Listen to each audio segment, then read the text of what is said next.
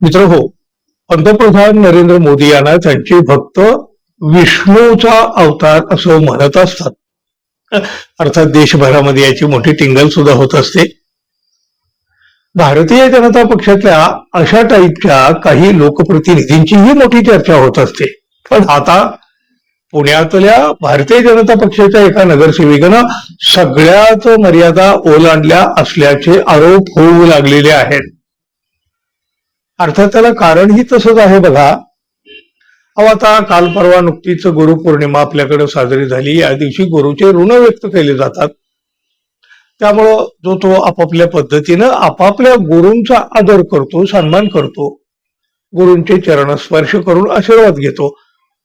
खूप चांगली परंपरा आहे. ज्येष्ठांचे, गुरूंचे ही आदर सन्मान ही या गोष्टी तर व्हायलाच हव्यात, की ज्या अलीकडच्या काळामध्ये कमी होऊ लागलेल्या आहेत. आणि बघा, गुरु परंपरेची ही आपली परंपरा आहे आणि गुरुचा आदर करणं ही तशी चांगली कृती आहे.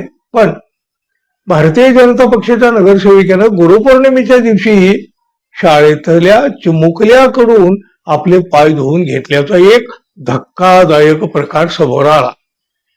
हे सगळं पाहून अनेकांनी अक्षरशः कपाळावर हात मारून घेतला. आता हेच पाहायचं बाकी राहिलं होतं.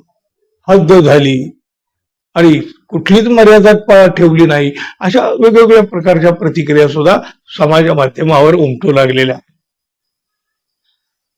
पुण्यातल्या सुखसागर नगर इथल्या महापालिकेच्या शाळेमध्ये घडलेल्या या घटनेचा व्हिडिओ आणि फोटो जेव्हा सोशल मीडियावर व्हायरल झाले तेव्हा जनसामान्यातून प्रचंड असा संताप व्यक्त केला गेला.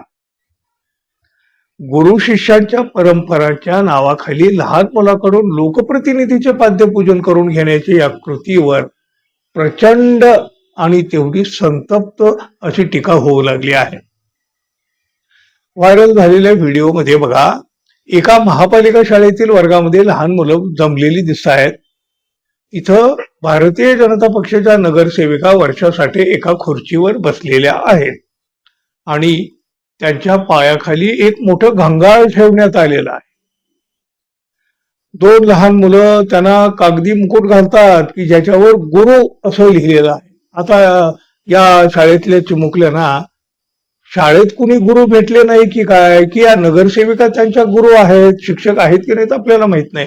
पण या नगरसेविका कदाचित त्यांच्या आता गुरुही बनल्या असतील. नगरसेविका बनल्या, मग गुरु बनायला तरी काय हरकत आहे हो.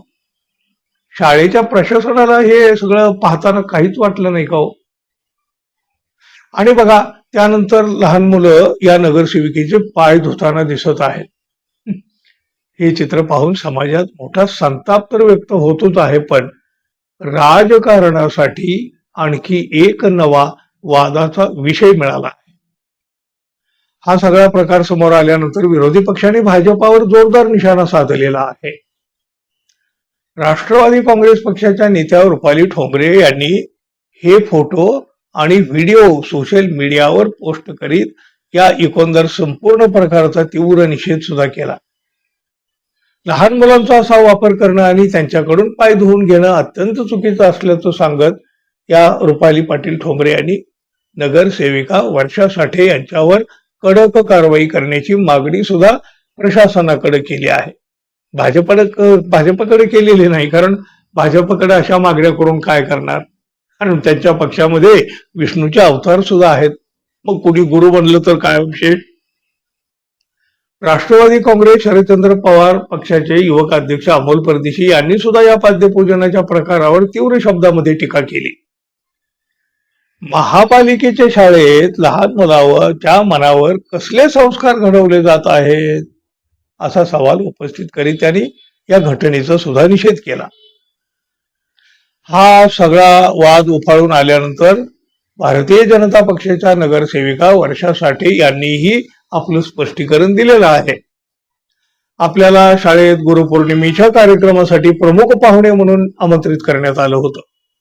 असा कोणताही प्रकार घडवून आणण्याचा किंवा लहान मुलाकडून पाद्यपूजन करून घेण्याचा आपला कोणताही हेतू नव्हता असा दावा त्यांनी केलेला आहे.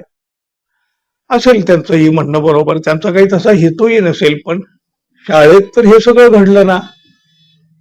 मग हेतू काय होता काय नव्हता हा विषय आता संपलेला आहे. घटना घडून गेलेली आहे.